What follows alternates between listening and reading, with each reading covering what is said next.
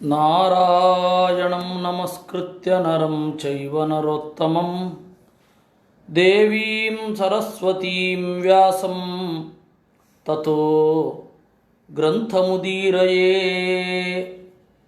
M ಪ್ರವ್ರಜಂತಮನುಪೇತಮಪೇತಕೃತ್ಯಂ ದ್ವೈಪಾಯನೋ ವಿರಹಕಾತರ ಆಜುಹಾವ ಪುತ್ರಾ ಇತಿ ತನ್ಮಯತಯಾ ತರವೋಪಿ ನೇದುಃ ತಂ ಸರ್ವಭೂತಹೃದಯಂ ಮುನಿಮಾನತೋಸ್ಮಿ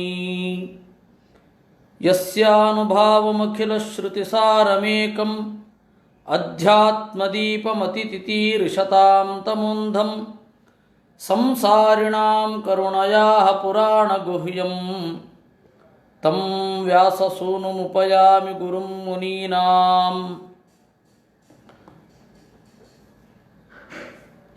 ಮಾತರ್ಮೇ ಮಾತರಿಶ್ವನ್ನ ಪಿತರತುಲಗುರೋ ಭ್ರಾತರಿಷ್ಟಾಪ್ತಬಂಧೋ ಸ್ವಾಮಿನ್ ಸರ್ವಾಂತರಾತ್ಮನ್ನಜರಜರಯಿತರ್ಜನ್ಮ ಮೃತ್ಯಾಮಯಾನಾಂ. ಗೋವಿಂದೇ ದೇಹಿ ಭಕ್ತಿಂ ಭವತಿ ಚ ಭಗವನ್ನೂರ್ಜಿತಾಂ ನಿರ್ನಿಮಿತ್ತಾಂ ನಿರ್ವ್ಯಾಜಾಂ ನಿಶ್ಚಲಾಂ ಸದ್ಗುಣಗಣಬೃಹತೀಂ ಶಾಶ್ವತೀಮಾಶು ದೇವಾ.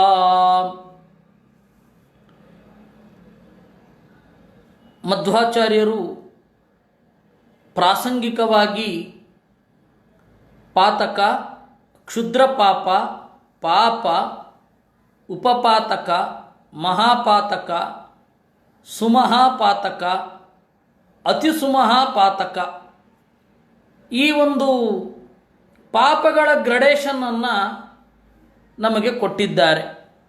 ಇದರಿಂದಾಗಿ ಮಧ್ವಾಚಾರ್ಯರು ಧರ್ಮ ಅನ್ನೋದನ್ನು ಅಬ್ಸ್ಟ್ರ್ಯಾಕ್ಟ್ ಅಂತ ಹೇಳ್ತಾರೆ. ಧರ್ಮ ಅಂತ ಹೇಳಿದ್ರೆ ಈ ಪದಾರ್ಥಗಳನ್ನು ಯೂಸ್ ಮಾಡಿ ಅಂತ ಹೇಳೋದಲ್ಲ. ಧರ್ಮ ಅಂತ ಹೇಳಿದ್ರೆ ನೀವು ಹೀಗೆ ಇರಿ ಅಂದರೆ ಹೀಗೆ ಇರಿ ಅಂದರೆ ನಿಮ್ಮ ವರ್ತನೆ ಮನಸ್ಸು ಈ ರೀತಿ ಇರಲಿ ಅಂತ ವಿನಃ ನಿಮ್ಮ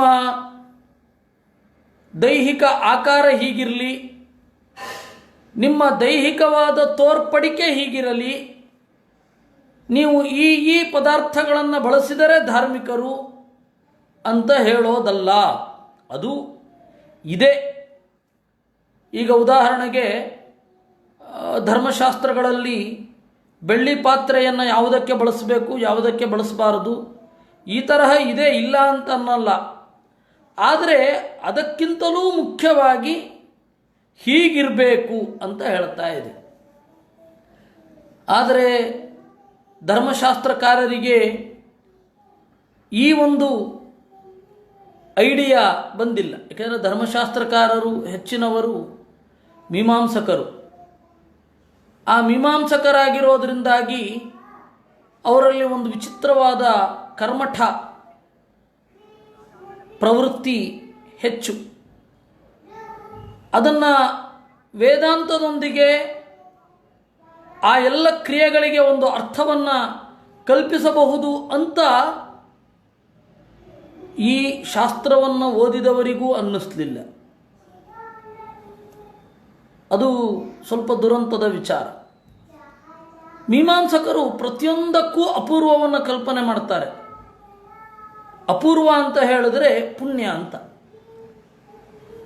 ಕೈ ತೊಳ್ಕೊಂಡ್ರೂ ಪುಣ್ಯ, ಬಾಯಿ ಮುಕ್ಕುಳಿಸಿದರೂ ಪುಣ್ಯ, ಎಲ್ಲಿಯ ತನಕ ಅಗ್ನಿಯಲ್ಲಿ ಚರುವನ್ನು ಹೋಮ ಮಾಡಬೇಕು. ಚರು ಹೋಮವನ್ನು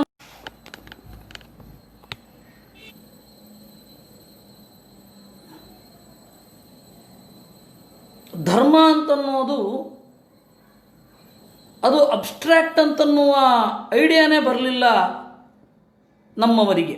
ಅದಕ್ಕೊಂದು ಉದಾಹರಣೆಯನ್ನು ನಾನು ಹೇಳ್ತೇನೆ. ಪ್ರತಿಯೊಂದೂ ಕೂಡ ಕ್ರಿಯೆಗಳು ಏನಿದೆ ಅದೆಲ್ಲವೂ ಎಲ್ಲ ಕ್ರಿಯೆಗಳು ಕೂಡ ಪುಣ್ಯವನ್ನು ಕೊಡ್ತವೆ ಅಂತನ್ನತಕ್ಕಂಥದ್ದು ಮೀಮಾಂಸಕರ ಮತ.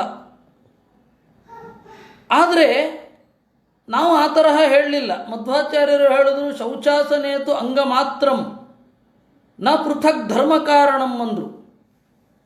ಶೌಚ ಅಂತ ಹೇಳಿದರೆ ಮಡಿ, ಆಸನ ಅಂತ ಹೇಳಿದರೆ ಕುಳಿತುಕೊಳ್ಳುವ ಬಗೆ. ಶೌಚ ಮಡಿ, ಆಸನ ಕುಳಿತುಕೊಳ್ಳುವ ಬಗೆ, ಇದು ಧರ್ಮ ಅಂಗಮಾತ್ರಂ. ಇದರಿಂದ ಪುಣ್ಯ ಇಲ್ಲ. ನ ಪೃಥಕ್ ಧರ್ಮ ಸಾಧನಂ. ಮಡಿ ಮಾಡೋದ್ರಿಂದ ಪುಣ್ಯ ಬರೋದಿಲ್ಲ, ಶುಚಿಯಾಗಿರೋದ್ರಿಂದ ಪುಣ್ಯ ಬರಲ್ಲ.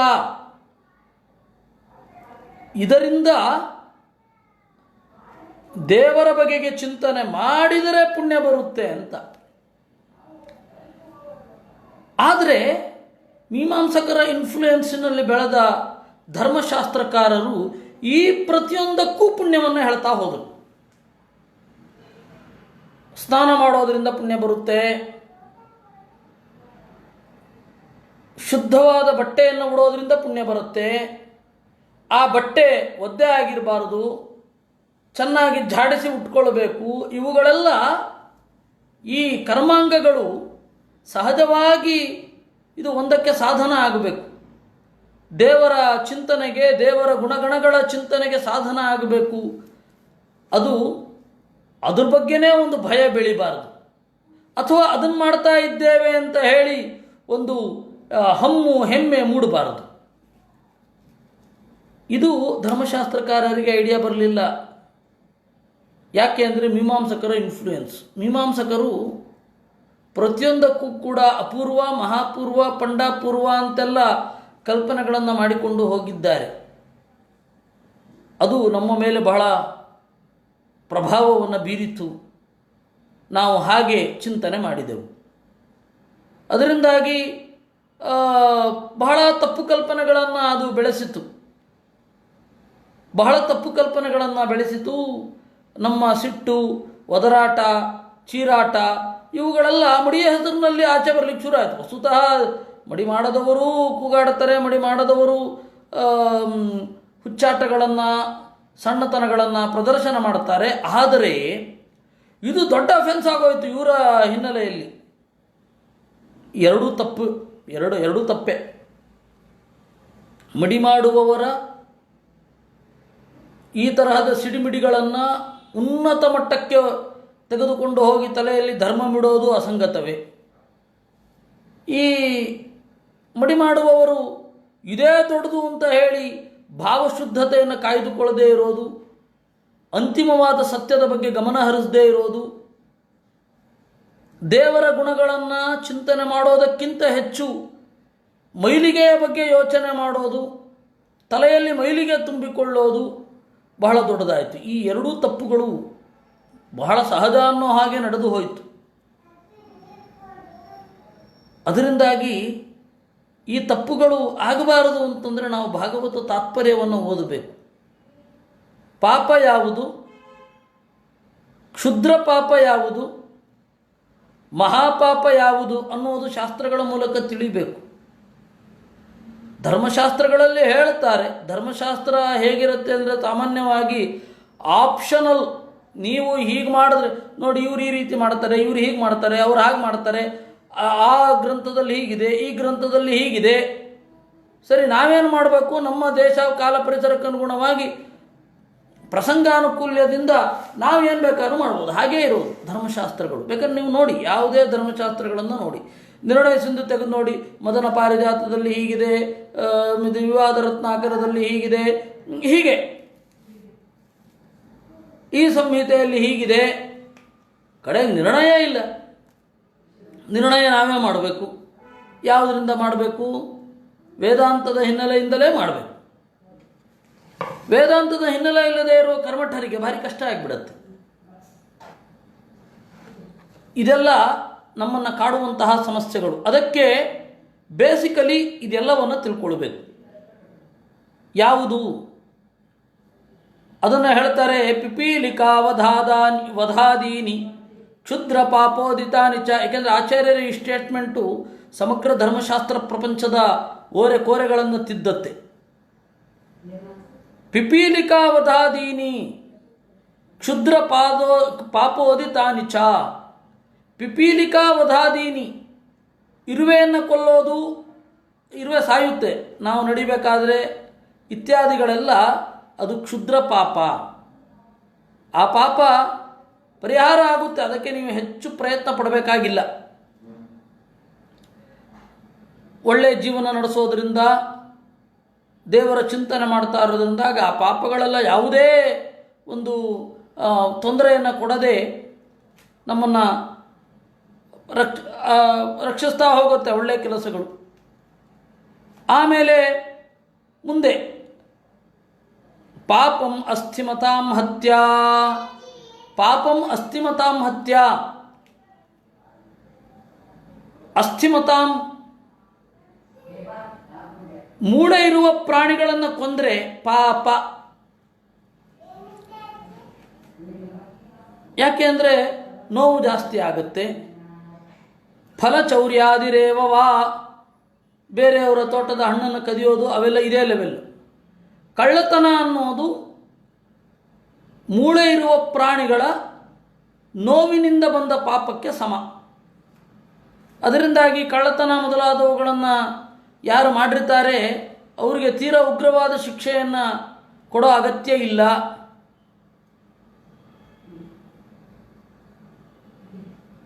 ಅದರ ಸ್ಥಾನ ಅಷ್ಟೇ ಅದು. ಪಾರದಾರಾಧಿಕಂ ಚಾಪಿ ಶುಪಪಾತಕ ಸಂಹಿತಂ. ಬೇರೆಯವರ ಹೆಂಡಿರನ್ನು ಸೇರೋದು ಏನಿದೆ ಅದು ಉಪಪಾತಕ. ಪಾತಕಂ ಜನಹತ್ಯಾದಿ ಶೂದ್ರ ಹತ್ಯಾದಿ ಪಾತಕಂ. ಯಾರನ್ನು ಕೊಂದರೂ ಕೂಡ ಪಾತಕವೇ, ಅದರಲ್ಲೇನು ವಿವಾದ ಇಲ್ಲ. ಜನಸಾಮಾನ್ಯರನ್ನು ಕೊಂದೆ, ಅವರೇನು ಜ್ಞಾನಿಗಳಾಗಿರಲಿಲ್ಲ, ಅದಕ್ಕೆ ಒಂದು ಕಡೆಯಿಂದ ಹೊಡ್ಕೊಂಬಂದ್ಬಿಟ್ಟೆ, ಅದು ತಪ್ಪೆ. ಆದರೆ ಅದು ಪಾತಕ. ಬ್ರಹ್ಮಹತ್ಯಾಧಿಕಂ ಮಹತ್. ಮಹಾಪಾತಕ ಏನಿದೆ ಬ್ರಹ್ಮಹತ್ಯಾ. ಬ್ರಹ್ಮಹತ್ಯಾ ಅಂತ ಹೇಳಿದ್ರೆ ಹೋಗಿ ಚೂರಿ ಚುಚ್ಚೋದು ಮಾತ್ರ ಅಲ್ಲ, ವೃತ್ತಿಪಘಾತವೂ ತೊಂದರೆಯೇ. ಕಾರಣವೇ ಇಲ್ಲದೆ ಅವರನ್ನು ಸುಲಿಯೋದು ತಪ್ಪೇ. ಈ ತರಹದ ಎಲ್ಲವೂ ಕೂಡ ಬ್ರಹ್ಮಹತ್ಯಾಧಿಕಂ ಮಹತ್. ದೇವಸ್ವಹರಣಾದೀನಿ ಸುಮಹಾಂತಿ ವಿದೋ ವಿದುಹು. ಈ ಎಲ್ಲ ನೀವು ನೋಡ್ತಾ ಇರಬೇಕು. ಎಲ್ಲಿಂದ ಇದಕ್ಕೂ ವ್ಯತ್ಯಾಸಗಳಿದೆ. ದೇವರ ದುಡ್ಡನ್ನು ಅಪಹರಣ ಮಾಡೋದು. ದೇವರ ದುಡ್ಡು ಅಂತಂದರೆ ದೇವರಿಗಾಗಿ ಬಿಟ್ಟ ಗದ್ದೆಗಳು, ಭೂಮಿ, ಅದರ ಆಸ್ತಿ, ಸ್ಥಿರಾಸ್ತಿ, ಚರಾಸ್ತಿ ಇವೆಲ್ಲವೂ ದೇವಸ್ವವೇ. ಅದನ್ನು ಅಪಹರಣ ಮಾಡಿದ್ರೆ ಮಹಾಪಾತಕ ಅಂದರು. ಯಾಕೆ ಅಂತಂದರೆ ದೇವಸ್ಥಾನ ಚೆನ್ನಾಗಿ ಇದ್ದಷ್ಟು ಜನರಿಗೆ ಪ್ರಯೋಜನ. ಅವಾಗೆಲ್ಲ ದೇವಸ್ಥಾನ ಅಂತ ಹೇಳಿದರೆ ಎಲ್ಲರ ಪಾರ್ಟಿಸಿಪೇಷನ್, ಎಲ್ಲ ಜಾತಿಯವರದ್ದು, ಎಲ್ಲ ವರ್ಗದವರದ್ದು, ಆಯಾ ಲೆವೆಲ್ಲಿನಲ್ಲಿ ಪಾರ್ಟಿಸಿಪೇಷನ್ ಇರ್ತಾ ಇತ್ತು. ಊರ ಮುಂದಿನ ಕೆರೆಯನ್ನು ಶುದ್ಧಗೊಳಿಸಿ ಮಹಾಭಿಷೇಕಕ್ಕೆ ತಯಾರಾಗಬೇಕು. ಪರಿಸರದ ಕೆಲಸ ದೇವರ ಹೆಸರಿನಲ್ಲಿ ಆಯಿತಾ? ದೇವಾಲಯಕ್ಕೆ ಸೇರಿದ ಭೂಮಿಯಲ್ಲಿ ಯಾರೇ ಆಗಲಿ ಮರವನ್ನು ಕಡಿಕೂಡುದು. ಅಕಸ್ಮಾತ್ ಮರವನ್ನು ಕಡಿದ್ರೆ 1,00,000 ಗಾಯತ್ರಿ ಜಪವನ್ನು ಮಾಡತಕ್ಕದ್ದು. ಅದು ಏನು ಫಲವನ್ನು ಕೊಡೋದಿಲ್ಲ, ಹೂವನ್ನು ಕೊಡೋದಿಲ್ಲ, ಕೇವಲ ಮರದ ಬೊಡ್ಡೆಯಾಗಿ ನಿಂತಿದೆ. ಅದನ್ನು ಕಡಿಬೇಕಾದರೂ 25,000 ಗಾಯತ್ರಿ ಮಂತ್ರ ಜಪವನ್ನು ಮಾಡಬೇಕು, ಅಥವಾ ಕಡಿದ್ಬಿಟ್ಟು ಮಾಡಬೇಕು, ಮಾಡಿಬಿಟ್ಟು ಕಡಿಬೇಕು, ಎರಡರಲ್ಲಿ ಯಾವುದಾದ್ರು ಒಂದು. ಈ ತರಹದ ನಿಯಮಗಳನ್ನೆಲ್ಲ ನಾವು ಧರ್ಮಶಾಸ್ತ್ರಗಳಲ್ಲಿ ಕಾಣುತ್ತೇವೆ. ನೀರಿನಲ್ಲಿ ಕೊಳೆಯನ್ನು ಹಾಕೋದು, ಇವುಗಳೆಲ್ಲ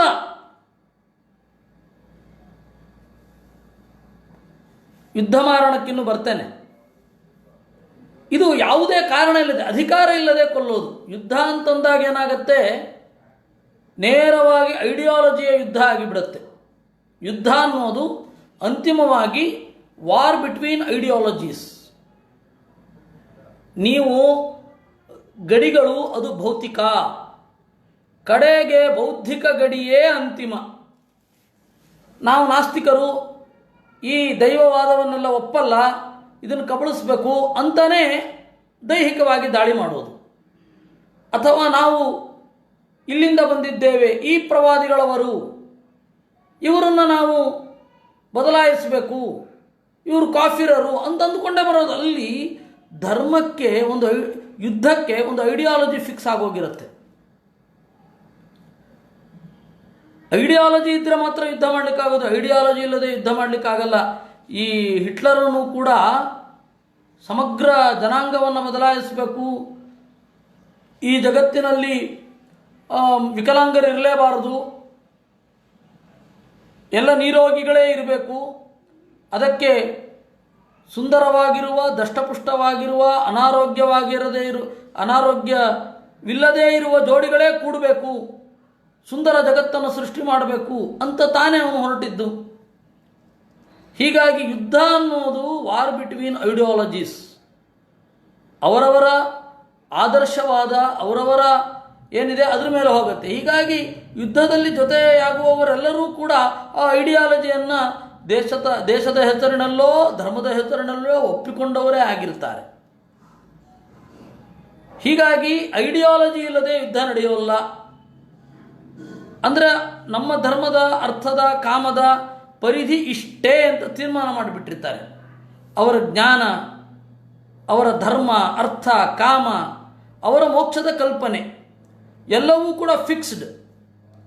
ಅದರ ನಡುವೆ ಯುದ್ಧ ಆದರೆ ಬಿಡಿ, ಅದು ಬೇರೆ. ಆದರೆ ಐಡಿಯಾಲಜಿ ನಡುವೆ ಯುದ್ಧ ಆಗುತ್ತೆ. ಜನ ಹತ್ಯೆ ಅಂದರೆ ಸುಮ್ಮನೆ ಏನು ಕಾರಣವೇ ಇಲ್ಲದೆ ಕೊಂದು ಬಿಡೋದು. ಕಾರಣವೇ ಇಲ್ಲದೆ ಕೊಲ್ಲೋರು ಇರ್ತಾರೆ. ಅಥವಾ ತಪ್ಪು ಮದ್ದು ಕೊಟ್ಟು ಕೊಲ್ಲೋದು, ಅಥವಾ ಏನೋ ಒಂದು ಪ್ರಯೋಗಕ್ಕಾಗಿ ಕೊಲ್ಲೋದು. 1800ರ ದಶಕದಲ್ಲಿ ಪ್ಲೇಗ್ ಬಂದಾಗ ಬ್ರಿಟಿಷ್ ಅಧಿಕಾರಿಗಳು ಲಸಿಕೆ ಕೊಡೋದು ಬೇಡ ಅಂತ ಹೇಳ್ತಾ ಇದ್ರು. ಯಾಕೆ ಅಂತಂದರೆ ಜನ ಸಹಜವಾಗಿ ಸತ್ತು ಸಹಜವಾಗಿ ಯಾವ ರೀತಿ ಅವರ ಇಮ್ಯುನಿಟಿ ಡೆವಲಪ್ ಆಗುತ್ತೆ ಅಂತ ನೋಡೋಣ. ಅದರಿಂದಾಗಿ ಎಲ್ಲಿಂದಲೂ ಕೂಡ ಔಷಧ ಬೇಡ ಅಂತ ನಿಷೇಧ ಮಾಡಿ ಆಯುರ್ವೇದ ಪಂಡಿತರಿಗೆಲ್ಲ ಸೆರೆ ಹಾಕಿದ್ರು ಅಂತ ಹೇಳಿ ಸೆರೆಗೆ ಹಾಕಿದ್ರು ಅಂತ ಬರುತ್ತೆ. ಇದು ಜನಹತ್ಯೆ. ಏನೋ ಪ್ರಯೋಗ ಮಾಡಲಿಕ್ಕೆ ಹೋಗಿ ಆ ಪ್ರಯೋಗದಿಂದ ಯಾವುದೋ ಅನಿಲ ಸೋರಿ ವಿಕಿರಣಗಳು ಬಂದು ಸಾಯೋದು, ಇದೆಲ್ಲ ಜನಹತ್ಯೆ. ಎಂಡೋಸಲ್ಫಾನ್ ಅಂತಹ ಕ್ರೂರ ರೋಗಗಳನ್ನು ಇಂಪೋಸ್ ಮಾಡೋದು, ಅದು ಪ್ರಯೋಗಕ್ಕಾಗಿ ಬಡ ರಾಷ್ಟ್ರಗಳ ಮೇಲೆ, ಇವೆಲ್ಲ ಜನಹತ್ಯೆಯೇ. ಈ ತರಹದ ಜನಹತ್ಯೆ ತಪ್ಪು.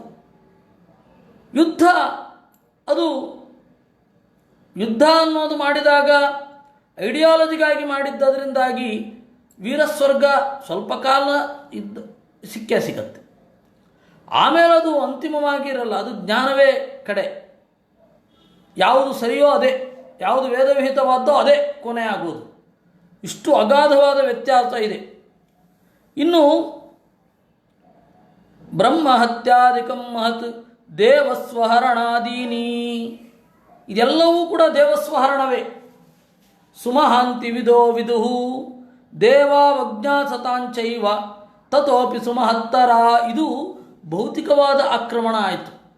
ಇನ್ನು ಬೌದ್ಧಿಕವಾದ ಆಕ್ರಮಣ ಅದು ಮುಖ್ಯ ಅಂತ ನಾವು ಧರ್ಮಶಾಸ್ತ್ರದಲ್ಲಿ ಅದನ್ನು ಹೆಚ್ಚು ಹೇಳಿಲ್ಲ. ಯಾಕೆಂದರೆ ಅದು ವೇದಾಂತ, ಇಟ್ ಇಸ್ ಅಪ್ ಟು ವೇದಾಂತಕ್ಕೆ ಬಿಟ್ಟುಬಿಟ್ಟೆವು.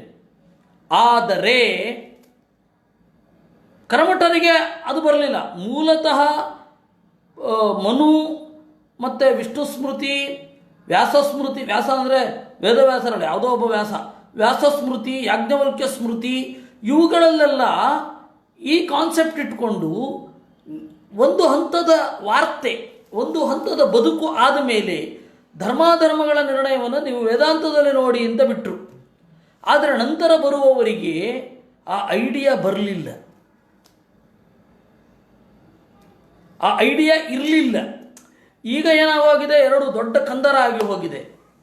ಧರ್ಮಶಾಸ್ತ್ರವನ್ನು, ಜ್ಯೋತಿಷವನ್ನು ಚಿಂತನೆ ಮಾಡುವವರು ವೇದಾಂತದ ಹಿನ್ನೆಲೆಯಲ್ಲಿ ಯೋಚನೆ ಮಾಡೋಲ್ಲ. ವೇದಾಂತ ಚಿಂತನೆ ಮಾಡುವವರು ಕೂಡ ಇಂತಹ ಅಂಶಗಳನ್ನು ಗಮನಿಸೋಲ್ಲ. ಅವರು ಕೃಷ್ಣ ಬೆಣ್ಣೆ ಕದ್ದ ಕಥೆಯನ್ನು ಹೇಳಿ ಜನರನ್ನು ಭಾವುಕರನ್ನಾಗಿ ಮಾಡೋದರಲ್ಲಿ ತೊಡಗಿರುತ್ತಾರೆ. ಭಾಗವತ ಹೇಳಬಾರದು, ಭಾಗವತದಲ್ಲೇ ಇದು ಬಂದಿರೋದು. ಆದರೆ ದಾಸರ ಪದ್ಯ, ಬೇರೆ ಕವಿಗಳ ಕೃಷ್ಣನನ್ನು ಕುರಿತಾದ ಪದ್ಯ, ಕಾವ್ಯ, ಇವುಗಳಲ್ಲೆಲ್ಲ ಕೃಷ್ಣ ಬೆಣ್ಣೆ ಕದ್ದದ್ದು, ಕೃಷ್ಣ ಹುಡುಗಿಯರೊಡನೆ ಆಟ ಆಡಿದ್ದು, ಇವುಗಳನ್ನೆಲ್ಲ ದೀರ್ಘವಾಗಿ ಹೇಳ್ತಾ ಜನರನ್ನು ಭಾವುಕಗೊಳಿಸೋದ್ರಲ್ಲಿ ಇರ್ತಾರೆ. ಹೀಗೆ ಎಜುಕೇಟ್ ಮಾಡಿರೋದ್ರಲ್ಲಿ ಇರೋದಿಲ್ಲ. ಅದರಿಂದಾಗಿ ಸೀರಿಯಸ್ನೆಸ್ಸೇ ಇರೋದಿಲ್ಲ. ಅವ್ರಿಗೆ ಏನು ಅಂತ ಐಡಿಯಾ ಇರಲ್ಲ. ಇರಬೇಕು. ಇವತ್ತು ಹೇಳ್ತಾ ಇದ್ದರೆ ಅದು ಮುಂದೆ ಯಾವತ್ತೋ ಒಂದು ದಿವಸ ಯಾರಿಗೋ ಒಬ್ಬರಿಗೆ ಅದು ತಲುಪುತ್ತೆ. ಆ ಭರವಸೆಯಿಂದ ಹೇಳ್ತಾ ಇರಬೇಕು, ನಿರಾಶರಾಗಬಾರದು. ಆದರೆ ಇರೋದು ಹೀಗೆ, ಪರಿಸ್ಥಿತಿ ಇರೋದು ಹೀಗೆ. ಅದರಿಂದಾಗಿ ಇದು ಎಲ್ಲ ತಿಳ್ಕೊಂಡಿರಬೇಕು. ಸುಮಹಾಪಾತಕ ಯಾವುದು ಅಂದರೆ ದೇವಾವಜ್ಞ, ದೇವತೆಯನ್ನು ಕುರಿತಾದ ಅವಜ್ಞೆ. ದೇವತೆಗಳು ಮತ್ತು ದೇವರು ಅವರನ್ನು ಕುರಿತಾದ ತೀವ್ರವಾದ ತಿರಸ್ಕಾರ ಏನಿದೆ ಅದು ಸುಮಹಾಪಾತಕ. ಅದರಿಂದಾಗಿ ಇದನ್ನೆಲ್ಲ ಮಾಡ್ತಾ ಇದ್ರು. ಪಾಪ ಮಾಡದೆ ಹೋದರು,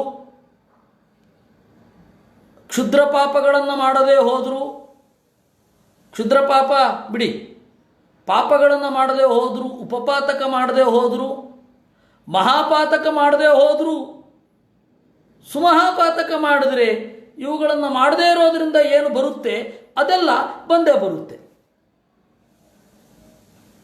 ಇವುಗಳನ್ನು ಮಾಡದೇ ಇರೋದ್ರಿಂದಾಗಿ ಏನೋ ಪುಣ್ಯ ಮಾಡಿರ್ತೀವಿ ಅಂತ. ಆದರೆ ದೇವಾವಜ್ಞೆ, ದೇವತೆಗಳ ಅವಜ್ಞೆ ಅನ್ನೋದಿದ್ದುಬಿಟ್ರೆ,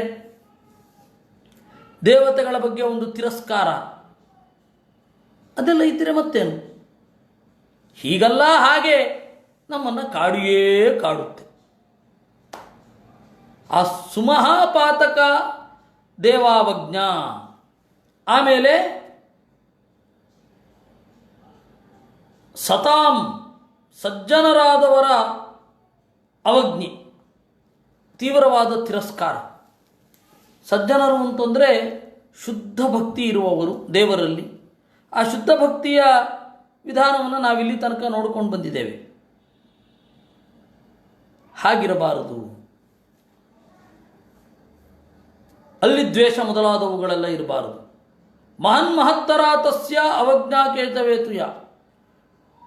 ಅತಿಸುಮಹಾಪಾತಕ ಅಂತ ಒಂದುಂಟು, ದೇವರಲ್ಲಿ ತಿರಸ್ಕಾರ ಇದ್ದರೆ. ಈಗ ನೋಡಿ, ಧರ್ಮಶಾಸ್ತ್ರಕಾರರು ವೇದಾಂತವನ್ನು ಹೇಗೆ ಅರ್ಥೈಸಿಕೊಂಡಿದ್ದಾರೆ ಅನ್ನೋದು ಮುಖ್ಯ ಆಗಿಬಿಡುತ್ತೆ. ಅವಾಗ ಧರ್ಮಶಾಸ್ತ್ರಕಾರರು ವೇದಾಂತವನ್ನು ಹೇಗೆ, ಯಾಕೆಂದರೆ ಕೆಲವೊಂದು ಧರ್ಮಶಾಸ್ತ್ರಗಳಲ್ಲಿ ಪುರಾಣ ಓದೋ ಅಗತ್ಯ ಇಲ್ಲ ಅಂತ ಹೇಳಿಬಿಟ್ಟಿದ್ದಾರೆ.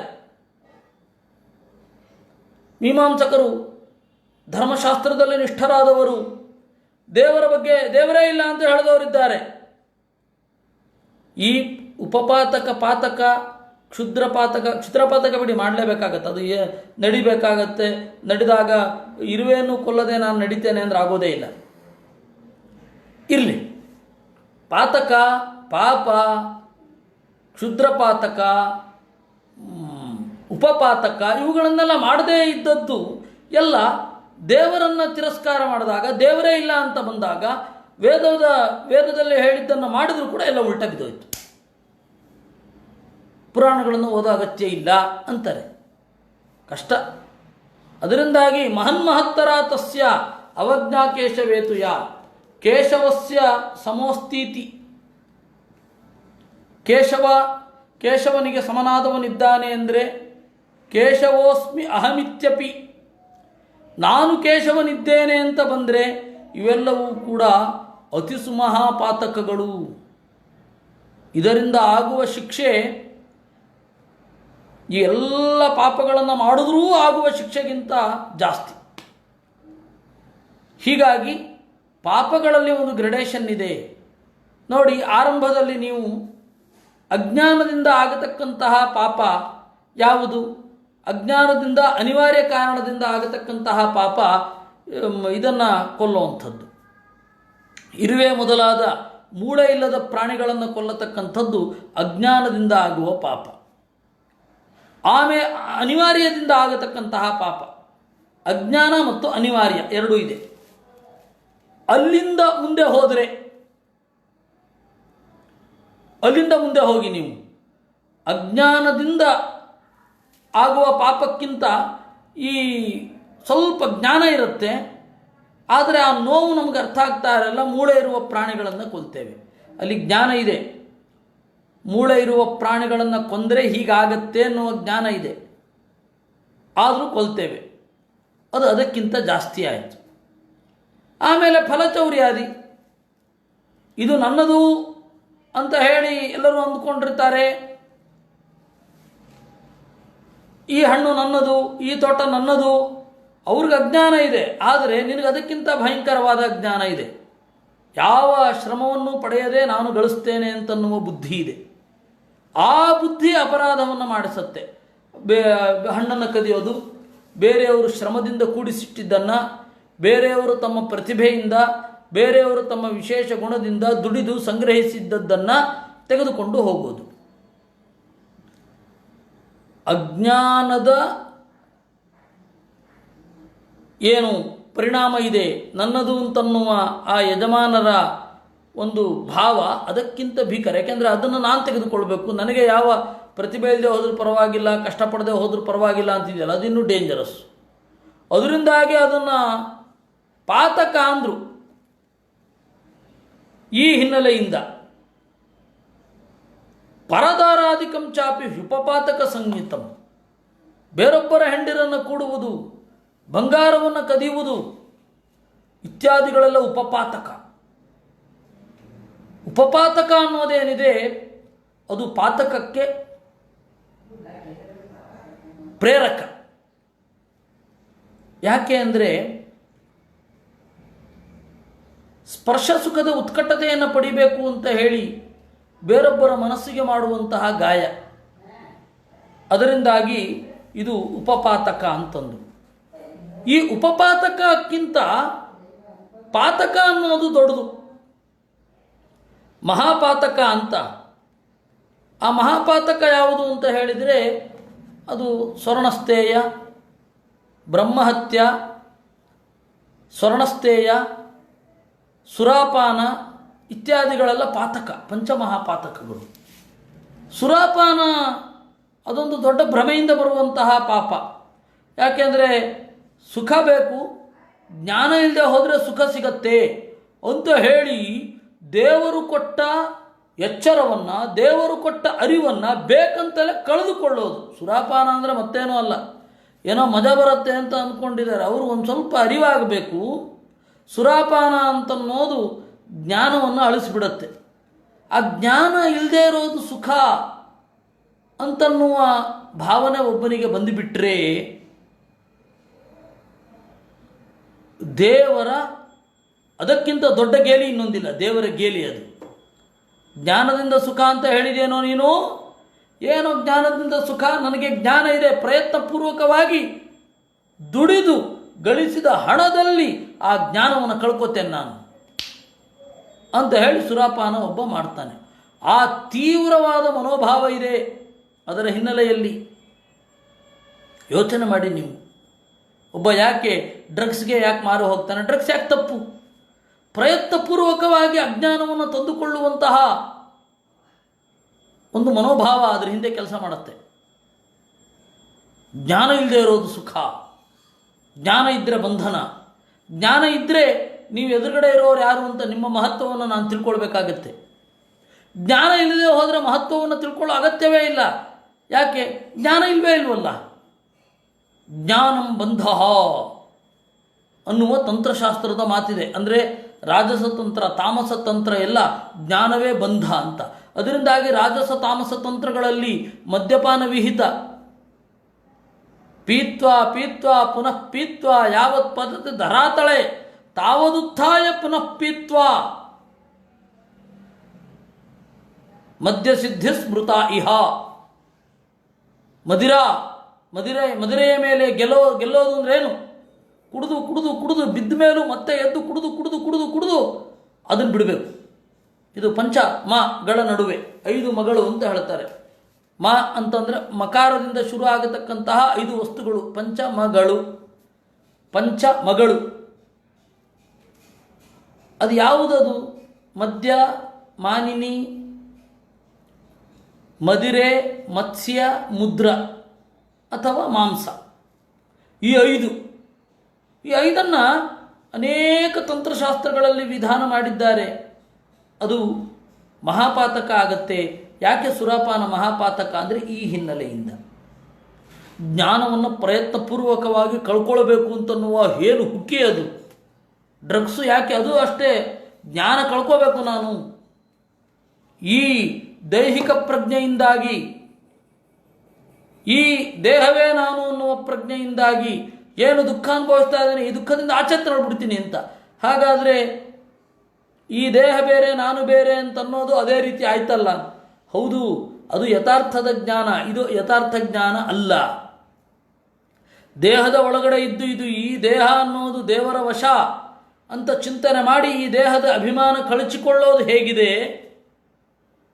ಈ ದೇಹದ ತಾತ್ಕಾಲಿಕವಾದ ಅಭಿಮಾನವನ್ನು ಕಳೆದುಕೊಳ್ಳಲಿಕ್ಕಾಗಿ ಈ ದೇಹದಿಂದಲೇ ದುಡಿದು ಈ ದೇಹದಲ್ಲಿ ಸುಖ ಆಗತ್ತೆ ಎನ್ನುವ ಭ್ರಮೆಯಿಂದ ಈ ದೇಹದ ಜ್ಞಾನವನ್ನು ಪರಿಹಾರ ಮಾಡಿಕೊಳ್ಳಿಕ್ಕಾಗಿ ಮದ್ಯ ಸಂಪಾದಿಸೋದು ಹೇಗಿದೆ. ಎರಡು ವ್ಯತ್ಯಾಸ ಇದೆ. ಆದ್ದರಿಂದ ದೇಹಾಭಿಮಾನ ಬಿಡಬೇಕು ಅನ್ನೋದು ಸರಿ, ಅದು ಒಳ್ಳೆಯ ಮಾರ್ಗದಿಂದ ಬಿಡಬೇಕು. ದೇಹಾಭಿಮಾನ ಬಿಡಬೇಕು ಅಂತ ನಾನು ಕುಡಿತಾ ಇದ್ದೀನಿ ಅಂತ ಅನ್ನಬಾರ್ದು. ಯಾಕೆಂದರೆ ಕುಡಿತ ಮುಗಿದ ಮೇಲೆ ಮತ್ತೆ ಅವನು ಕುಡಿಯೋದಕ್ಕೆ ಸಂಪಾದನೆ ಮಾಡ್ತಾನೆ. ಎರಡು ವ್ಯತ್ಯಾಸ ಇದೆ. ಅದರಿಂದಾಗಿ ಇದು ಸುರಾಪಾನ ಅನ್ನೋದು ಮಹಾಪಾತಕ ಅಂತಂದು ಒಬ್ಬ ಜ್ಞಾನಿಯನ್ನೇ ಕೊಂದುಬಿಟ್ರೆ ಅದು ಇನ್ನೂ, ಯಾಕೆ ಅಂತಂದರೆ ಇವನು ಸುರಾಪಾನ ಕುಡಿದು ಇವನು ಬೀಳ್ತಾನೆ. ಒಬ್ಬ ಜ್ಞಾನಿಯನ್ನು ಕೊಲ್ಲೋದು ಅಂದರೆ ಸಮಾಜಕ್ಕೆ ಒಂದು ಒಳ್ಳೆಯ ಜ್ಞಾನವನ್ನು ತಪ್ಪಿಸಿದ ಹಾಗೆ. ಅದರಿಂದಾಗಿ ಬ್ರಹ್ಮಹತ್ಯ ಅದು ಶಿರಸ್ಕಮ್ ಅಂದರು, ತಲೆ ಅದು. ಹೀಗಾಗಿ ಅದನ್ನು ಮಾಡಬಾರದು. ನೀವು ಯಾವುದೇ ಪಾಪದ ಹಿಂದೆ ಹೋಗಿ ಇದು ಯಾಕೆ ಪಾಪ, ಸಮಾಜದ ಮೇಲೆ ಬೀರುವ ಪರಿಣಾಮ ಏನು, ದೇಹದ ಮೇಲೆ ಬೀರುವ ಪರಿಣಾಮ ಏನು, ಮನಸ್ಸಿನ ಮೇಲೆ ಬೀರುವ ಪರಿಣಾಮ ಏನು, ಆತ್ಮದ ಬೆಳವಣಿಗೆಯ ಮೇಲೆ ಬೀಳುವ ಪರಿಣಾಮ ಏನು. ಆತ್ಮದ ಬೆಳವಣಿಗೆ ಅಂದರೆ ಭಕ್ತಿ. ಅಂತಿಮವಾಗಿ ಅಥೋ ಆತ್ಮವಿವೃದ್ಧಿಸ್ತು ವಾಸುದೇವೇ ರತಿಸ್ಥಿರ ಅಂತ ಮಧ್ವಾಚಾರ್ಯರೇ ಭಾಗವತ ತಾತ್ಪರ್ಯದಲ್ಲಿ ಒಂದು ಕಡೆ ಹೇಳಿದ್ದಾರೆ. ಆತ್ಮ ಬೆಳೆಯೋದು ಅಂದ್ರೇನು? ಭಕ್ತಿಯ ಬೆಳವಣಿಗೆ ಅಂತ ಅರ್ಥ. ಭಕ್ತಿಯ ಬೆಳವಣಿಗೆ ಆತ್ಮದ ಬೆಳವಣಿಗೆ. ಈಗ ಗೀತೆಯನ್ನು ಅವಳು ತಾಯಿ ಅಂತ ಹೇಳ್ತಾರೆ, ಯಾಕೆ ಅಂತ ಅರ್ಥ ಆಯ್ತಾ? ಭಕ್ತಿ ಅನ್ನೋದನ್ನು ಬೆಳೆಸತ್ತೆ, ಆತ್ಮಪುಷ್ಟಿಗೆ ಕಾರಣ. ಆದ್ದರಿಂದ ಜೀವ ಬೆಳೆಯೋದು ಅಂದ್ರೆ ಏನು? ಭಕ್ತಿಯುತನಾಗ್ತಾ ಹೋಗೋದು ಅಂತ ಅರ್ಥ. ಭಕ್ತಿಯುತನಾಗಲಿಕ್ಕೆ ಯಾವ್ಯಾವ ತೊಂದರೆಗಳಿದೆ, ಈ ಧರ್ಮದ ಕಟ್ಟುನಿಟ್ಟಾದ ಆಚರಣೆಯನ್ನು ಅದರ ಹಿನ್ನೆಲೆಯಲ್ಲಿ ಚಿಂತನೆ ಮಾಡಿ ಮುಂದುವರಿಯಿರಿ. ಅದು ಕೆಲವೊಂದು ತಟಸ್ಥ, ಕೆಲವೊಂದು ಪೂರಕ, ಕೆಲವೊಂದು ವಿರೋಧಿ, ಎಲ್ಲ ರೀತಿಯ ಒಂದು ನಡೆಗಳು ಇವೆ. ಅದಕ್ಕಾಗಿ ಹೇಳಿದ್ದು ಮಹನ್ಮಹತ್ತರ ಎಲ್ಲವೂ ಕೇಂದ್ರೀಕೃತವಾಗಿರೋದು ದೇವರಲ್ಲಿ. ದೇವರಲ್ಲಿ ಅವಜ್ಞೆ ಇದ್ದರೆ, ದೇವರನ್ನ ನಿರಾಕರಣೆ ಮಾಡೋದಿದ್ದರೆ, ದೇವರನ್ನ ತಪ್ಪು ತಿಳಿದುಕೊಂಡಿದ್ರೆ ಮಹನ್ಮಹತ್ತರ ಅತಿಸುಮಹಾಪಾತಕ ಅದು. ಅದರಲ್ಲಿಯೂ ಏನೂ ಮಾಡದೇನೆ ದೇವರಿಗೆ ನಾನು ಸಮನಿದ್ದೇನೆ ಅಂತ ಅಂದುಕೊಳ್ಳೋದು. ಯು ಆರ್ ದಟ್, ತತ್ವಮಸಿ ಅಂತೆಲ್ಲ ಅನುವಾದ ಮಾಡಿಬಿಡ್ತಾರೆ. ಅದರ ಅಭಿಪ್ರಾಯ ಇರೋದು ನೀನು ಅದೋ, ಆರ್ ಯು ಗಾಡ್, ನೀನು ದೇವರೋ ಅನ್ನುವ ಪ್ರಶ್ನೆ ಅದು. 9 ಉದಾಹರಣೆಗಳಲ್ಲಿ ಅದು ಸಿದ್ಧ. ಅದರಿಂದಾಗಿ ಅದು ಇನ್ನೂ ಎಲ್ಲಕ್ಕಿಂತ ಮಹನ್ಮಹತ್ತರ. ಯಾಕೆಂದರೆ ಅಯಥಾರ್ಥ ಜ್ಞಾನ ಟು ದ ಕೋರ್. ನನ್ನಲ್ಲೇನು ಗುಣ ಇಲ್ಲ, ಅವನಲ್ಲಿ ಗುಣ ಇದೆ. ಅದನ್ನು ನಾನು ಹೇಗೆ ಅವನು ಅಂತ ಅಂದುಕೊಳ್ಳೋದು? ಇದರಲ್ಲಿ 2 ದುರುದ್ದೇಶ. ಒಂದು, ಏನೂ ಅರಿವು ಇಲ್ಲದ, ಏನೂ ಗುಣಗಳಿಲ್ಲದ ನನ್ನನ್ನು ಎಲ್ಲ ಗುಣಗಳು ಇರುವವನೊಂದಿಗೆ ಸಮೀಕರಣ ಮಾಡಿಕೊಳ್ಳೋದು. ಇವೆಲ್ಲ ಅಪರಾಧತಮ. ಅದಕ್ಕೆ ಈ ರೀತಿ ಹೇಳಿದೆ. ಇದರ ಬೆಳಕಿನಲ್ಲಿ ಎಲ್ಲ ಧರ್ಮಶಾಸ್ತ್ರಗಳ ನೆಲೆಯನ್ನು ನೀವು ಚಿಂತಿಸಿ, ತಂತ್ರಶಾಸ್ತ್ರಗಳ ನೆಲೆಯನ್ನು ಚಿಂತಿಸಿ. ತಂತ್ರಶಾಸ್ತ್ರದಲ್ಲಿ ಹೇಳುವ ಪ್ರತಿಯೊಂದು ಚಟುವಟಿಕೆಗಳು ಆ ಹಿನ್ನೆಲೆಯಲ್ಲಿ ನೋಡಿ. ಮಂತ್ರಗಳು ವಿನಿಯೋಗ ಏನು ಮಾಡ್ತಾರೆ, ವಿನಿಯೋಗವನ್ನು ಹೇಳ್ತಾರೆ. ಧರ್ಮಶಾಸ್ತ್ರಗಳಲ್ಲಿ ಅನೇಕ ವಿನಿಯೋಗಗಳನ್ನು ಹೇಳ್ತಾರೆ. ಈ ಮಂತ್ರದಿಂದ ಇದನ್ನು ಮಾಡಿ, ಹೌದಾ, ಈ ಮಂತ್ರಕ್ಕೆ ಅರ್ಥ ಏನು, ಯಾವ ಕಾಂಟೆಕ್ಸ್ಟಿನಲ್ಲಿ ಬಂದಿದೆ, ಇದು ಪ್ರಾಯಶ್ಚಿತ್ತಕ್ಕೆ ಹೇಗೆ ವಿನಿಯೋಗ ಆಗುತ್ತೆ, ಇವೆಲ್ಲವನ್ನು ನೋಡ್ತಾ ಹೋಗಿ ಬೇರೆಯದೇ ಅರ್ಥ ಆಗುತ್ತೆ.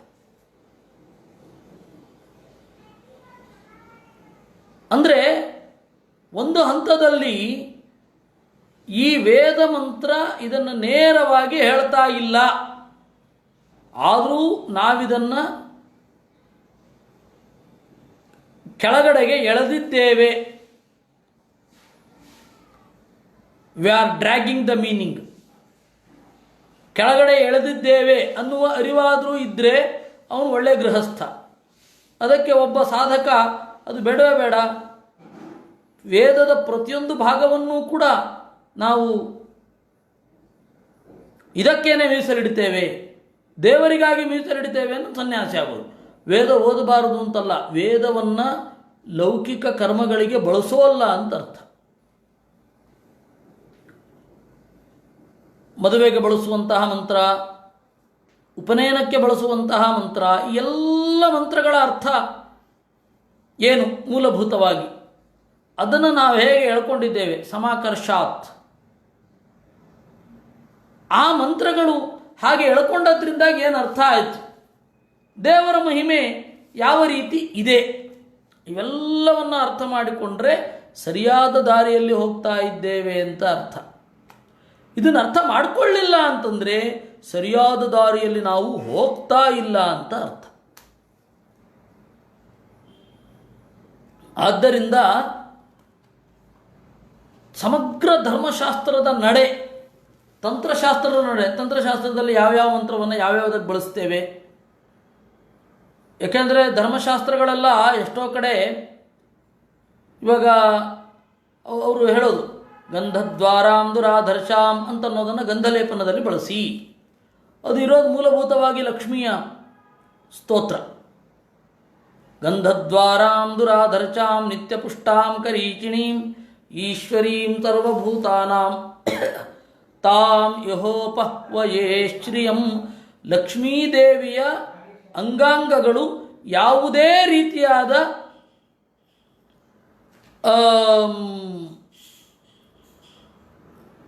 ಪ್ರಾಕೃತ ಅಂಶಗಳಿಂದ ಕೂಡಿಲ್ಲ ಅನ್ನೋದು. ಆದ್ದರಿಂದಾಗಿ ಇದು ಯಾವುದೇ ರೀತಿಯಾದ ಅಂಶಗಳಿಂದ ಕೂಡಿಲ್ಲ. ಗಂಧದ್ವಾರಾಂ ಕರೀಷಿಣೀಂ, ಇದನ್ನು ನಾವು ಅಲ್ಲಿ ಗಂಧ ಅಂತ ಬಂದಿದೆ ಅಷ್ಟೇ, ಅವರೇ ಒಪ್ಕೊಳ್ತಾರೆ. ನಾನು ಮೊನ್ನೆ ತಾನೇ ಒಂದು ಹೇಳಿದ್ದೆ, ನಿರ್ಣಯ ಸಿಂಧುವಿನಲ್ಲಿ ಗರ್ಭಿಣಿ ಮಾರಣ, ಒಬ್ಬಳು ಗರ್ಭಿಣಿ ಸತ್ತು ಹೋಗ್ತಾಳೆ, ಮಗು ಒಳಗಡೆ ಇದೆ, ಮಗು ಸ್ವಲ್ಪ ಪೂರ್ತಿಯಾಗಿ ಡೆವಲಪ್ ಆಗಿರಲ್ಲ ಬಾಡಿ, ಮಗುನೂ ಸತ್ತೋಗಿರುತ್ತೆ. ಆವಾಗಲೂ ಕೂಡ ಆ ಮಗುವಿಗೆ ಸಂಸ್ಕಾರ ಅಂತ ಮಾಡಿಸ್ಬೇಕು.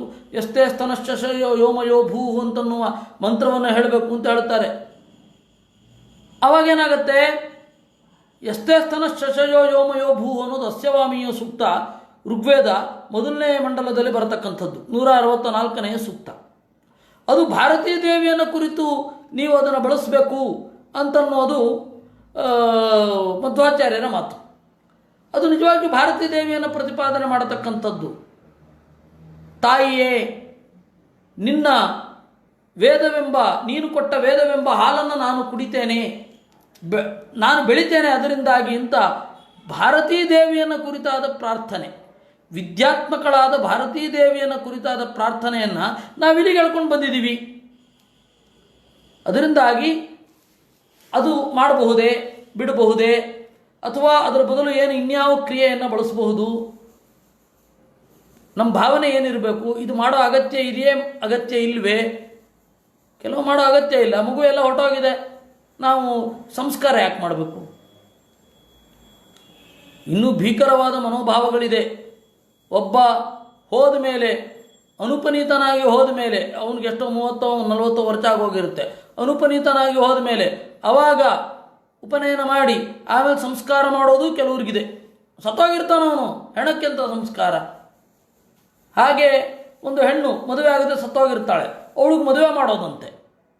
ಯಾವ ಕರ್ಮಕ್ಕೆ ಮಾಡೋದು? ಹೆಣಕ್ಕೆ ತಾಳಿ ಕಟ್ಟಿಸೋದು, ಆಮೇಲೆ ಅದನ್ನು ಹೋಗಿ ಸುಡೋದು, ಮುತ್ತೈದೆ.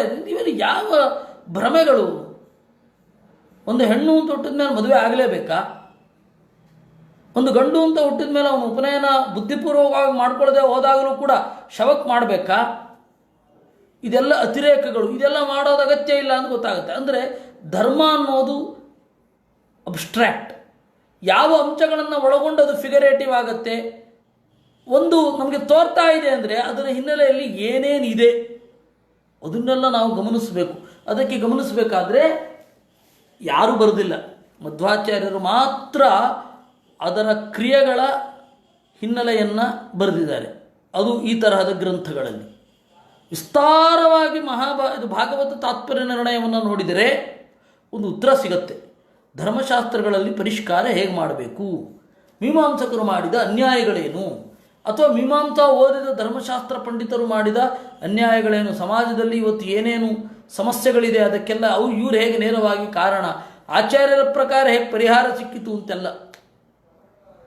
ಆದರೆ ದುರ್ದೈವದಿಂದ ತಂತ್ರಶಾಸ್ತ್ರ ಓದುವವರ ಮತ್ತು ಧರ್ಮಶಾಸ್ತ್ರವನ್ನು ಜೀವನ ಧರ್ಮವಾಗಿ ಮಾಡಿಕೊಂಡವರ, ಧರ್ಮಶಾಸ್ತ್ರದ ಅಧ್ಯಯನ ಪಾಪ ಪ್ರಾಮಾಣಿಕವಾಗಿ ಓದ್ತಾ ಇರೋರು ಇದ್ದಾರೆ ಧರ್ಮಶಾಸ್ತ್ರವನ್ನು, ಇಲ್ಲ ಅಂತ ನಾನು ಹೇಳ್ತಾ ಇಲ್ಲ.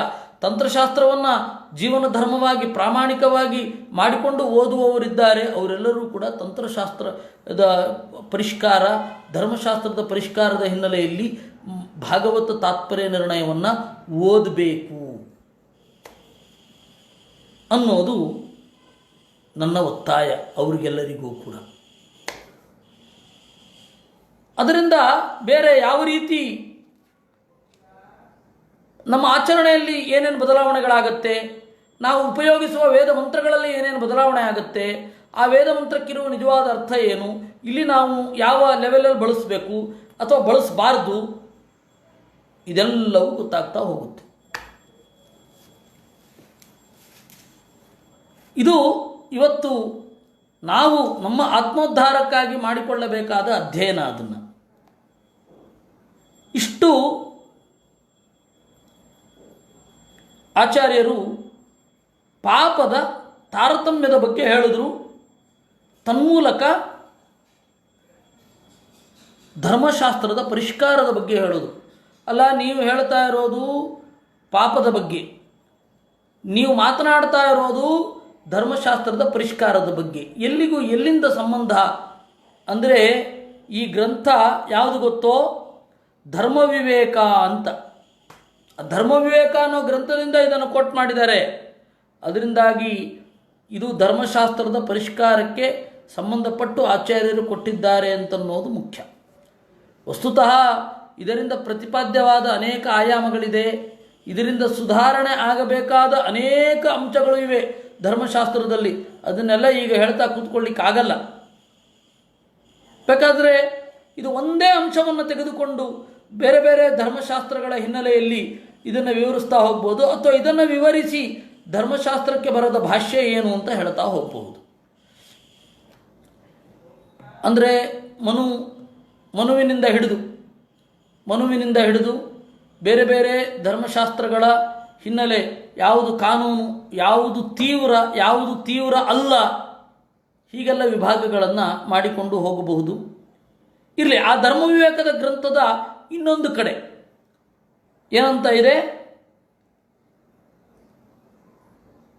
ಅವಜ್ಞಾ, ದೇವರಲ್ಲಿ ತಿರಸ್ಕಾರ ಅನ್ನೋದು ಏನಿದೆ ಅದು ವಿಪರೀತ ಸಮಸ್ಯೆಯನ್ನು ಕೊಡುತ್ತೆ. ಅತಿಸುಮಹಾಪಾತಕ ಅಂತಂದು ದೇವಾವಜ್ಞ. ಏನದು ದೇವಾವಜ್ಞ ಅಂತ ಹೇಳಿದ್ರೆ ಅದನ್ನು ಲಿಸ್ಟ್ ಮಾಡ್ತಾರೆ. ದೇವರನ್ನು ಅವಹೇಳನೆ ಮಾಡೋದು ಅಂತಂದರೆ ಏನು?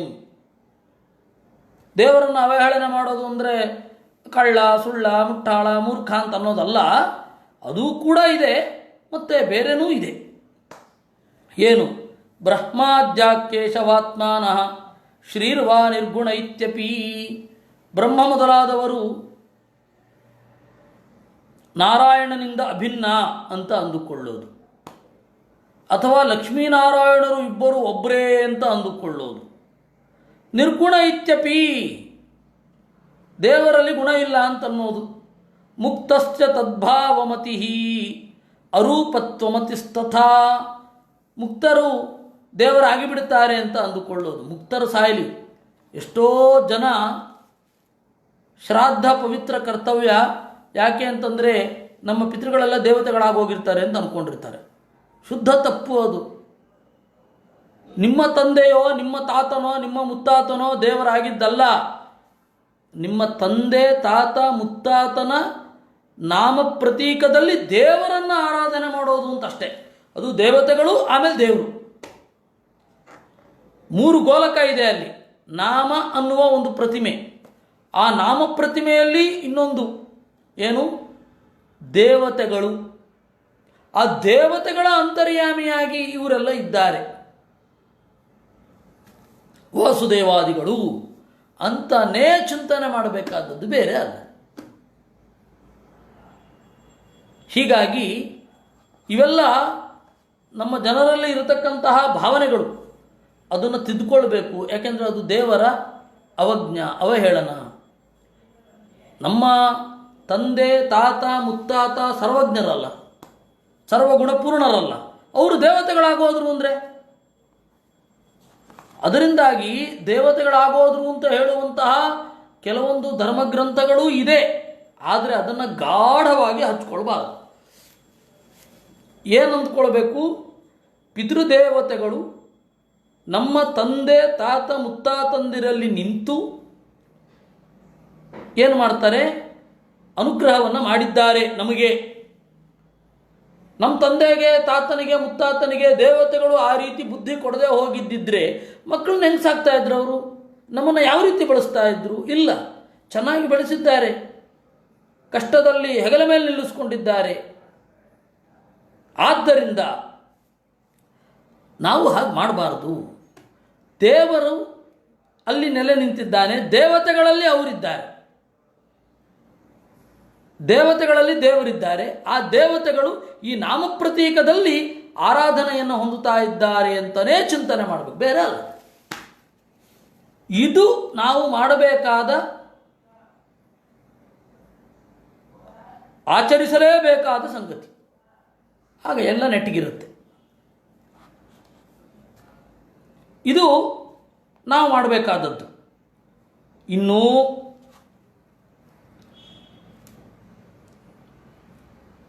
ಅನೇಕ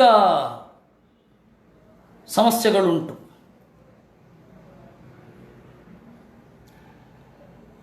ತದ್ಭಾವಮತಿ ರೂಪತ್ವಂ ಮುಕ್ತಸ್ಯ ತದ್ಭಾವಮತಿ. ನಿರ್ಗುಣ, ದೇವರು ನಿರ್ಗುಣ ಅಂತನ್ನೋದು, ಮುಕ್ತರಾದವರು ದೇವರೇ ಆಗಿಬಿಡ್ತಾರೆ ಅಂತ ಅಂದುಕೊಳ್ಳೋದು, ಆ ತರಹದ ಪ್ರಜ್ಞೆಗಳೆಲ್ಲ ಉಂಟು. ಕೆಲವೊಂದು ಮಂತ್ರಗಳು, ಶ್ರಾದ್ದದ ಪ್ರಕ್ರಿಯೆಗಳನ್ನು ನಾವು ಗಂಭೀರವಾಗಿ ಅಭ್ಯಾಸ ಮಾಡಬೇಕಾಗತ್ತೆ. ಕೆಲವೊಬ್ಬರು ಕೆಲವೊಂದು ಮಂತ್ರಗಳನ್ನು ಹೇಳ್ತಾರೆ. ಯನ್ಮೇ ಮಾತಾ ಲುಲುಭೆ, ನಮ್ಮ ತಾಯಿ ಒಂದು ವೇಳೆ ಜಾರಿದ್ದರೂ ಕೂಡ, ನಮ್ಮ ತಂದೆ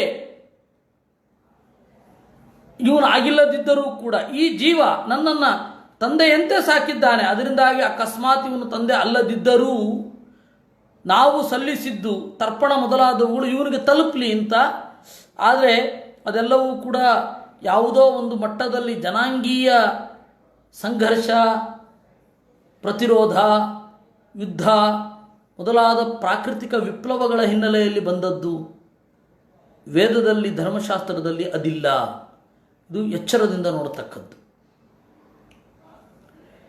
ನಾವು ದೈನಂದಿನ ಕ್ರಿಯೆಗಳು, ದೇವರು ಪೂಜೆ ಮಾಡುವಾಗ, ಶ್ರಾದ್ದ ಮಾಡುವಾಗ, ಮತ್ತು ಸಂಸ್ಕಾರಗಳು,